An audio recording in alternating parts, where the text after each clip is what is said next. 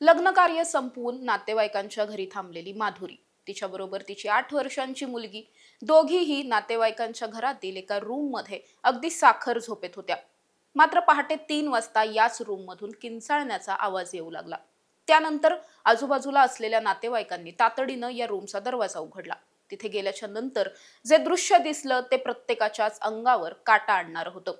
कारण हातपाय बांधलेल्या अवस्थेत, गळा चिरलेल्या अवस्थेत आणि उशीने तोंड दाबलेल्या अवस्थेत माधुरीचा मृतदेह पडलेला होता, तर शेजारीच बसून तिची 8 वर्षांची मुलगी रडत होती.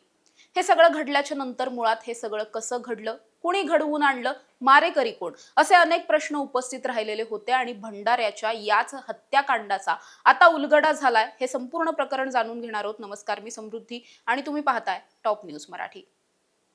माधुरी अंबादे असं या 30 वर्षीय मृत्यू झालेल्या महिलेचं नाव आहे.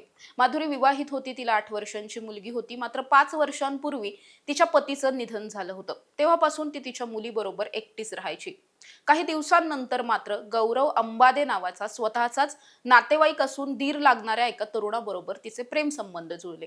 गेल्या काही वर्षांपासून हे दोघे सुद्धा प्रेमसंबंधात होते. सततच्या भेटीगाठी व्हायच्या आणि त्या सगळ्यामुळेच गौरवला असं वाटू लागलं होतं की आपल्या वहिनीनं आपलीशी लग्न करावं. त्यामुळेच त्यानं तिला लग्नाची मागणी सुद्धा घातली. मात्र त्यानंतर माधुरीने ही लग्नाची मागणी थेटपणे धुडकावून लावली. आता वहिनी लग्न करत नाही म्हटल्याच्या नंतर गौरवने त्याच्यासाठी दुसरी मुलगी पाहिली आणि तिच्याबरोबर त्याचं लग्न ठरवण्यात आलं. त्यानंतर मात्र याच माधुरीने गौरवचं ठरलेलं लग्न सुद्धा मोडलं. त्यामुळे या दोघांमध्ये खटके उडालेले होते. गौरवच्या मनात प्रचंड राग होता. एकतर ही आपल्याशी लग्न करत नाही, दुसरीकडे आपलं कुठेतरी लग्न होत असेल, जुळत असेल तर तेही जुळू देत नाही. त्यामुळे त्याच्या मनात प्रचंड राग होता आणि याच रागाचा बदला घेण्यासाठी त्यानं ही हत्या केली.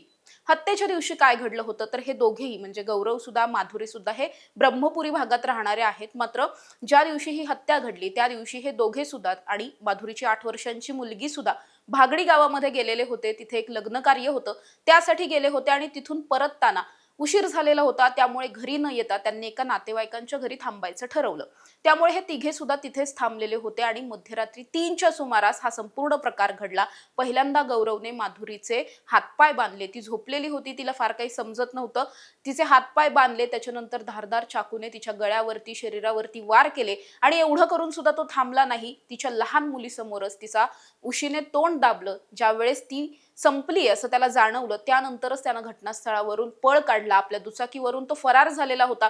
जेव्हा नातेवाईकांनी हा संपूर्ण प्रकार पाहिला त्यानंतर तातडीनं घटनास्थळी पोलिसांना पाचारण करण्यात आलं. पोलीस आले सुद्धा, पंचनामा झाला, पोस्टमॉर्टमसाठी हा मृतदेह पाठवण्यात सुद्धा आला. मात्र आरोपी कोण आणि ही सगळी हत्या कशासाठी केली असे अनेक प्रश्न होते. या सगळ्याच प्रश्नांची उत्तरं शोधण्यासाठी सगळ्यात पहिल्यांदा गुन्हा दाखल केला. पोलिसांनी तपास सुरू केला. सीसीटीव्ही कॅमेरे असतील किंवा इतर सगळ्याच गोष्टींच्या आधारे हा सगळा तपास करत अवघ्या 12 तासांच्या आतमध्ये ब्रह्मपुरीमध्ये पोहोचलेल्या याच आरोपी गौरव अंबादे याला पोलिसांनी आता अटक केलेली आहे. मात्र प्रेम संबंधातून झालेल्या या खुनामुळे 8 वर्षांची एक मुलगी अनाथ झाली आहे असं म्हणावं लागेल. आणि गेले काही दिवसांपासून प्रेम संबंध किंवा अनैतिक संबंधातून वाढणाऱ्या हत्या हा महाराष्ट्रासाठी एक चिंतेचा विषय बनलाय. अशा ताज्या आणि महत्त्वाच्या बातम्यांसाठी तुम्ही पाहत राहा टॉप न्यूज मराठी. आपला महाराष्ट्र, आपली बातमी. तुमची car, electric panel, data server आगीपासून सुरक्षित आहे का? नाही? मग आजच बसवा F protect temperature activated fire suppression device. यामध्ये आहे eco friendly non toxic pressurised liquid, जे आग लागल्यास क्षणार्धात ऍक्टिव्हेट होऊन आगीवरती मिळवते नियंत्रण. बसवण्यास अतिशय सोपे आणि सुटसुटीत. टेकालिपचे एक दर्जेदार उत्पादन एफ प्रोटेक्ट.